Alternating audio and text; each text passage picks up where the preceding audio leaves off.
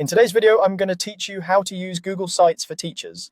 We'll start a site from scratch, choose a layout that suits a classroom, build the essential pages, and fill them with the materials your students need, all in a clear, organized way.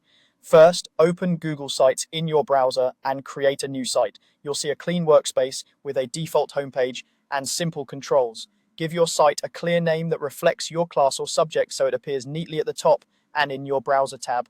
This small detail makes it easy for students and families to recognize they're in the right place. Next, choose a template that fits classroom use, or start with a blank canvas if you prefer full control.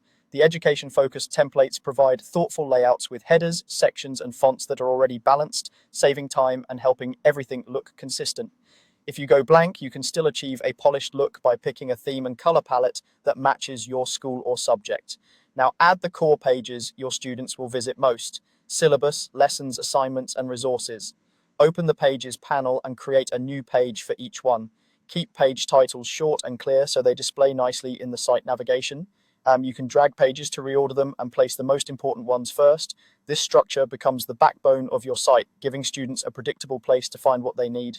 With the pages in place, start inserting your class materials. On the syllabus page, add text for course goals and expectations. You can drop in a Google Doc. If you already have one, it will stay synced as you update it in Drive. For lessons, blend text outlines with images or diagrams and embed YouTube videos for demonstrations or mini lectures.